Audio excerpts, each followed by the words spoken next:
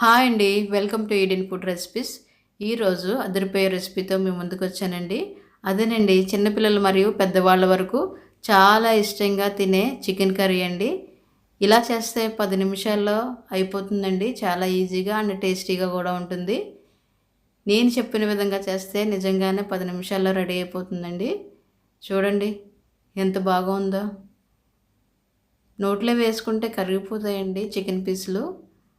అంత బాగా వస్తుందండి చికెన్ కర్రీ. ముందుగా నేను 750 గ్రామ్స్ 750 గ్రాములు చికెన్ తీసుకున్నానండి. నేను ఇక్కడ దాన్ని బాగా క్లీన్ చేసి పెట్టుకుందాము. పసుపు ఉప్పుతో క్లీన్ చేసుకోవాలండి, స్మెల్ రాకుండా ఉంటుంది. దీన్ని మ్యాగ్నేట్ చేసుకోవాలి కాబట్టి అందులోనే 1 స్పూనున్నర సాల్ట్ వేసుకుని, అందులోనే 1/2 స్పూన్ పసుపు వేసుకుని బాగా కలుపుకుందాము.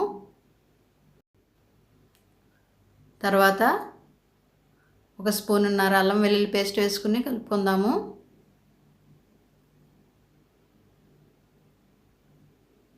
తర్వాత దానిలో చిన్న ప్యాకెట్ పెరుగు తీసుకున్నానండి. పెరుగు వేసుకుంటే చికెన్ పీసులు చాలా స్మూత్గా ఉడుకుతాయండి. అందులోనే 3 స్పూన్లు కారం తీసుకుందాము.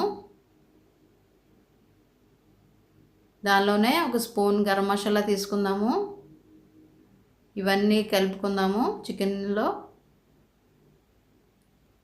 తర్వాత ఒక 2 స్పూన్లు ఆయిల్ కూడా వేసుకుందాము అందులోనే. అది కూడా వేసుకొని బాగా కలుపుకొని ఒక 4 గంటలు ఫ్రిడ్జ్లో పెట్టుకోవాలండి, మ్యాగ్నేట్ చేసుకోవాలి. తర్వాత మనం కర్రీ వండబోతున్నాం కాబట్టి ఒక 4 ఉల్లిపాయలు పొడవుగా కట్ చేసుకోవాలండి, సన్నగాను. ఇలా చూపించిన విధంగా సన్నగా కట్ చేసుకోవాలండి ఉల్లిపాయలు. తర్వాత ఒక బాండీ తీసుకుని స్టవ్ వెలిగించుకుని అందులో ఆయిల్ పోసుకొని ఈ ఉల్లిపాయల ముక్కలన్నీ అందులో వేసుకోవాలి. ఈ ఉల్లిపాయలన్నీ బాగా వేగాలండి. ఇప్పుడు బాగా వేపాలి.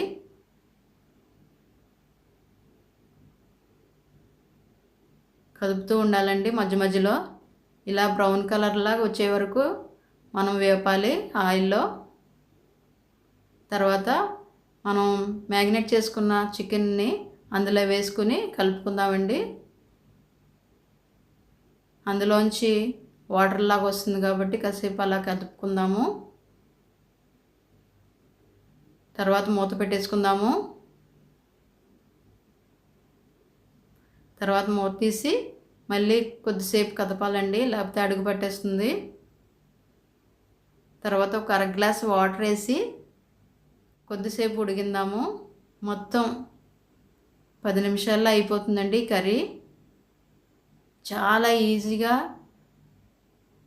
చాలా ఫాస్ట్గా, చాలా టేస్టీగా రెడీ అయిపోతుందండి.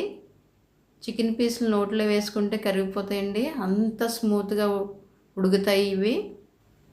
ఒక్కసారి మీరు కూడా ఇలా ట్రై చేసి చూడండి. అంతేనండి, లాస్ట్లో కొత్తిమీర వేసుకుని మనం స్టవ్ ఆపేసుకోవడమే. చూడండి ఎంత టేస్టీగా రెడీ అయిపోయిందో. ఈ వీడియో నచ్చితే లైక్ చేయండి, షేర్ చేయండి, కామెంట్ చేయండి, సబ్స్క్రైబ్ చేయడం మర్చిపోవద్దు.